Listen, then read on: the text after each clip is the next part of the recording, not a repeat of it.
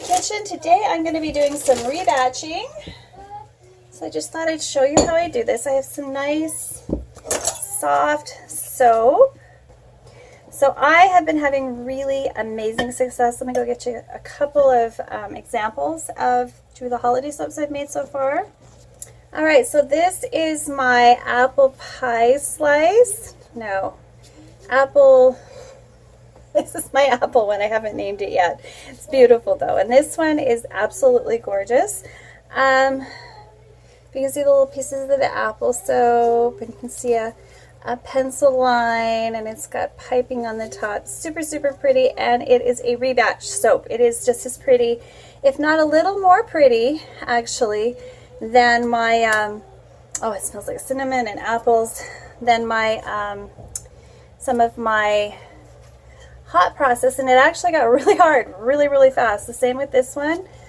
This is my soft kitty, Christmas kitty, inspired by Big Bang Theory. So we've got like geometric designs, and it's got an alpine scent. It's just gorgeous, absolutely gorgeous. Good little kitty, super, super kitty. But they're already quite hard, and they're going to be ready early. They've only been sitting about a week, and they are super, super hard. If I drop them, they wouldn't smush or anything, which is pretty cool. All right, so that's what we're going to be doing here. So I'm going to be cutting these up, and we're going to make something fun.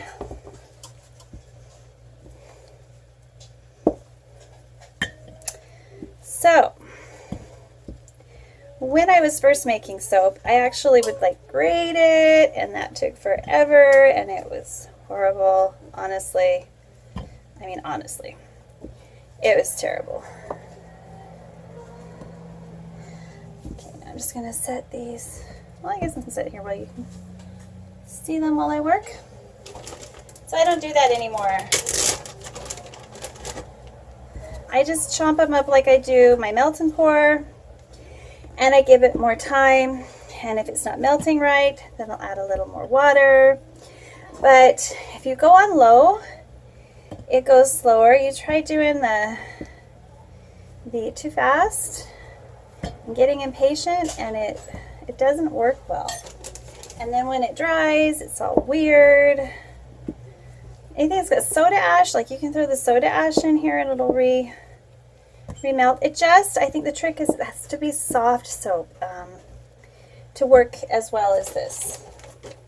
Because I've done hard soap, you know, soap maybe that didn't sell that season, so just, you know, make it into something else since it's lost its fragrance, but it's still great soap. Yeah, but this works even better. It's way, way better. Got some lavender there. We don't want the lavender flowers going in. But, yeah, we've got lavender flowers. Look terrible after they come in contact with raw soap. They look terrible. We won't say what they look like. We all know what they look like, and it ain't good. I'm going to do a big loaf. Do a 1,200 gram loaf. So I get about 10 big bars like this one here. And today's rebatch is actually going to be inspired by Aleppo Soap.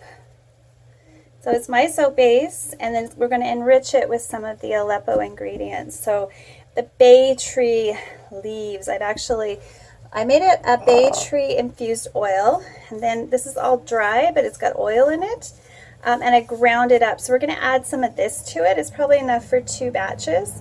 And then I'm going to swirl it in half.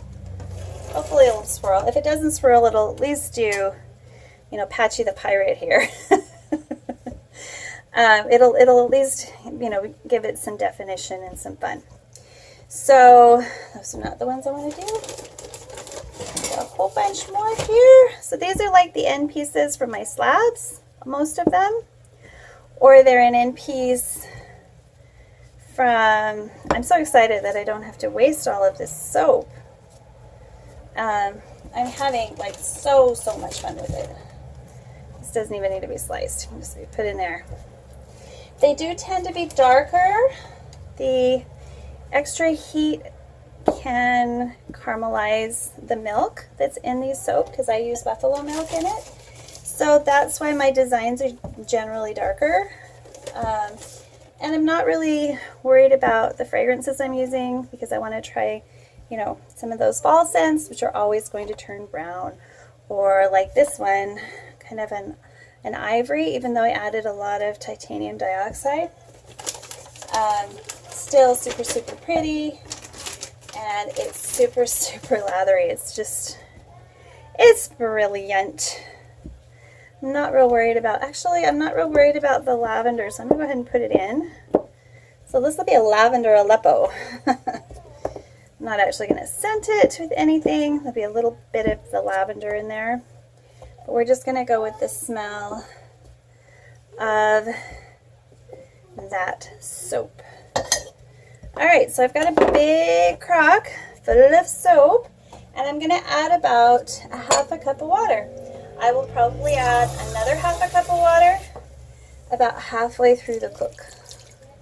But this is just enough to stop it from scorching on the bottom, and you don't want to add, you want to add the least amount of water as possible so you don't end up with shrinkage, which can happen with soap. I should find an example of what my general Rebatch soap used to look like. It didn't look like this or this, which is gorgeous.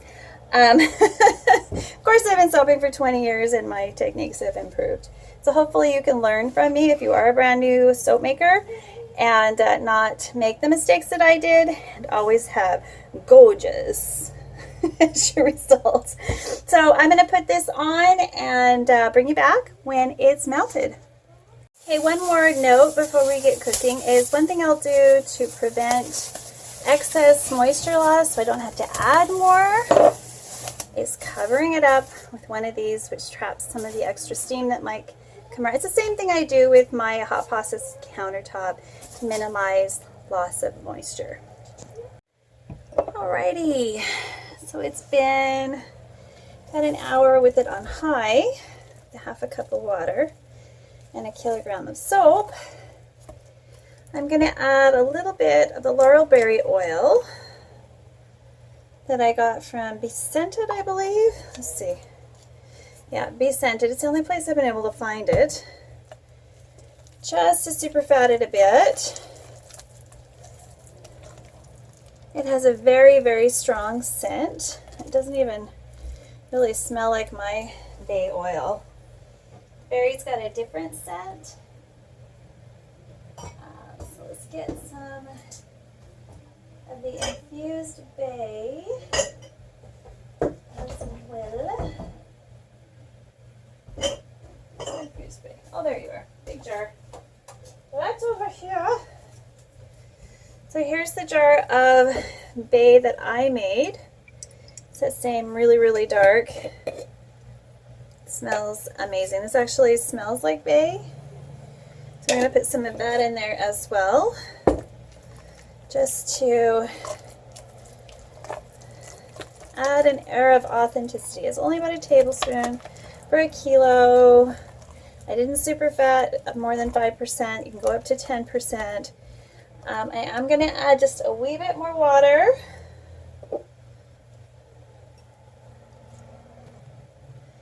And I'm going to turn it down to low. Look at those lovely bubbles. But putting the tint on top really did help a lot. We're also going to enrich this a little bit. No, it's already got plenty of the milk products in there, so we have to make sure we don't go too high. This is perfectly saponified. I'm just gonna, it will harden up though quite fast. So we need to keep it warm until we're completely melted and homogenized again. So we don't want big chunks in there. That's not the design I'm looking for. I want this to be as smooth beautiful laurel berry and bay laurel infused. I need a new label for that because ew. Okay, dusty. Bay laurel infused. Bay laurel in. Oh my gosh. Okay, bay laurel infused, not nasty jar. Oh my goodness, sticking up every little bit of dust because of that sticky tape. Uh-oh.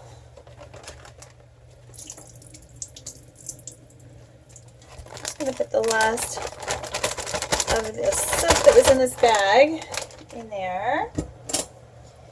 And give it a little mix. And come back to it in about an hour. And then half of it we're going, or a quarter of it we're going to mix with some of that lovely bay leaf. And do a swirl-ish thing.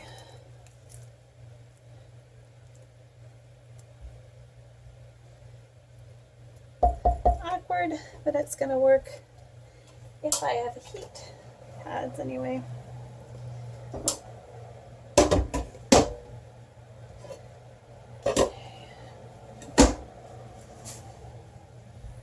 Okay, let's have some fun with this. It's nice and smooth. There's a little bit of plant matter in there, but that's fine. It's just a little bit of lavender. We're going to add some bay essential oil, which kind of smells a little bit like cloves, which is weird because the oils don't smell like cloves, and the bayberry oil doesn't smell like cloves. So I'm not sure why it kind of smells like that, but it's awesome. I'll have to look it up, put it in the description, or tell you right here. Just look up there and I'll tell you exactly. I think it was Einstein who said, why memorize if you know where to look it up? Nowadays with the internet, oh my gosh, guys, it's pretty darn easy. So we're going to put half of it over here.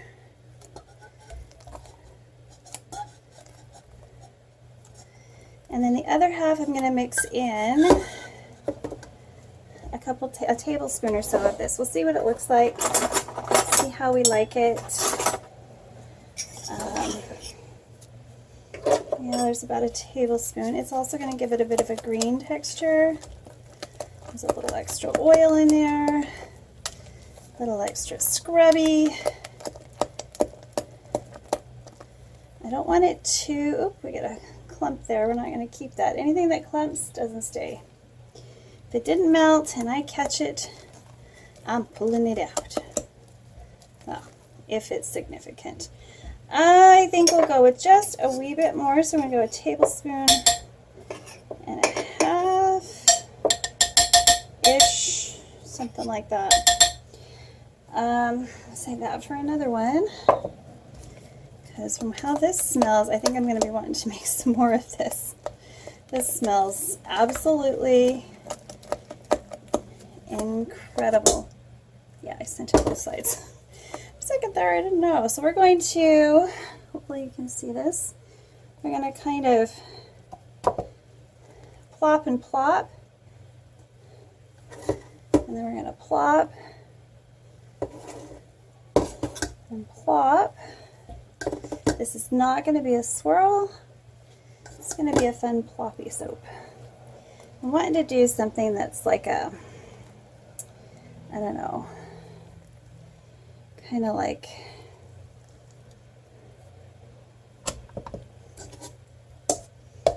camo, but not camo.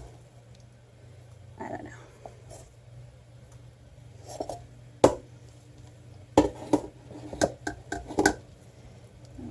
Again, trying to hit on top of the other ones.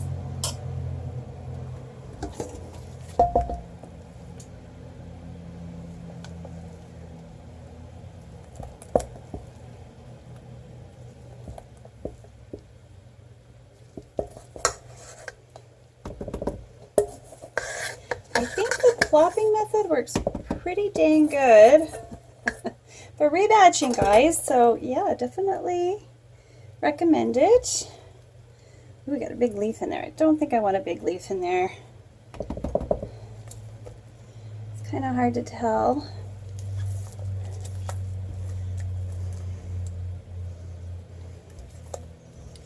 And bang it down as soon as I get as much in there as I can.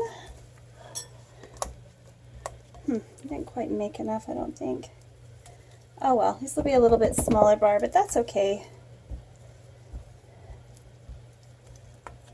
Okay, I'm just going to bang this down and I'll be right back. Okay, here we go. Now we are going to place the leaves in each piece. Now I don't want these sticking up too high, so they're going to go right down in the bars.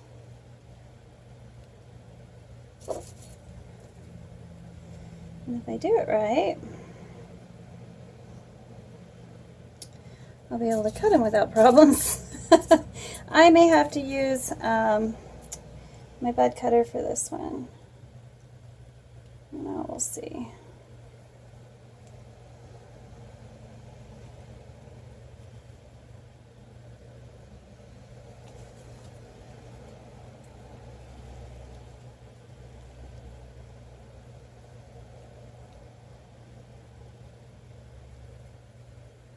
This is kind of cool. I hope this looks as neat as I imagined it. These are fresh bay, cut off my tree today, which makes them kind of unique, which is something I'm really proud of. I tried for years to grow bay and it just kept getting that scaly thing that can kill a bay tree. And then I grew a 30-foot tall tree. Well, it's about 20 feet tall.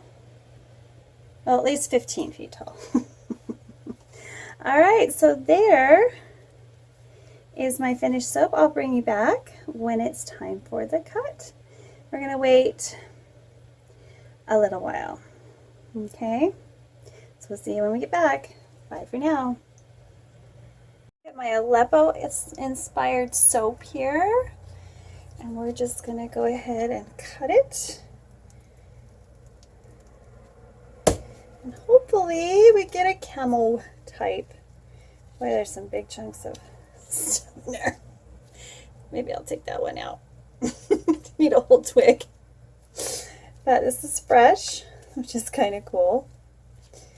And it's got all of the yummy Aleppo ingredients in there, as well as from my tree. You're getting goodness from the Olson urban farm.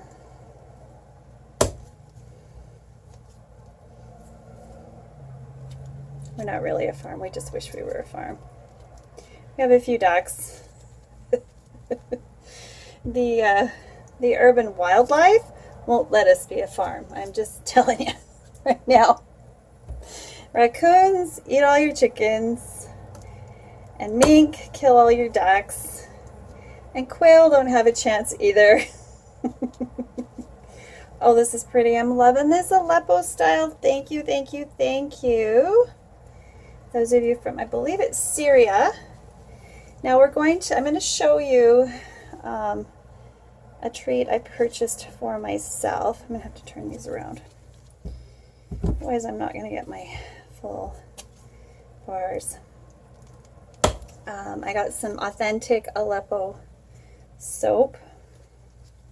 So mine doesn't look anything like it, obviously, of course, because why would I want to make Aleppo soap? You want Aleppo soap, you get it from the Syrians. There you go. They make the best stuff. It's theirs. I'm not going to steal from them. Here is, you can get inspiration from everyone though. I might have to go through and get all the little end parts of my twigs though. They leave in nice little scrapey marks.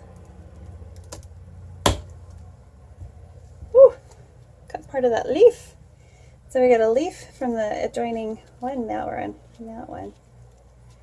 so pretty. Are you getting these? Yeah, here. Let's put it right there. These are so pretty. Oh my goodness. I will make this again for sure. I've got plenty of ingredients. I didn't know if I was going to be able to make the Aleppo soap because the oil costs so much to get it in. Isn't that pretty? Just gorgeous. And because these really are in Aleppo, I can use them right away too, which is nice. They smell, oh my gosh, they smell amazing. They truly, truly, truly do smell incredible. Oh, this is going to be interesting. So we get a full size bar. That one's got 2 leaves in it. Let's move that.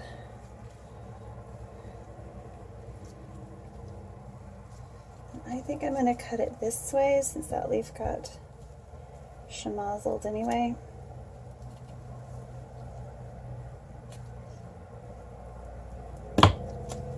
Just fix that.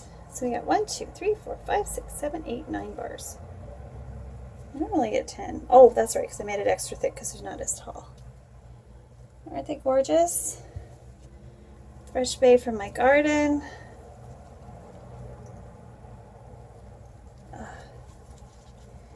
And no, I didn't get every little bit completely melted down.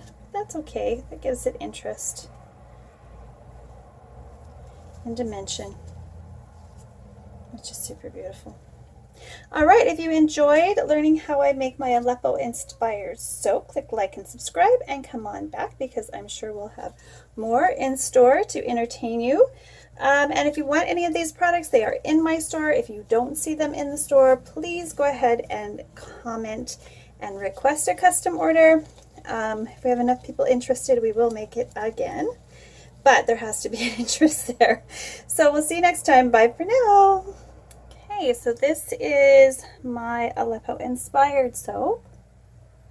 And this is actual Aleppo soap. So this is made with laurel oil and olive oil. And it's imported from Quebec. And let me just grab my glasses. I believe this is authentic Aleppo soap. Of course, that region. So this is Charbot soaps.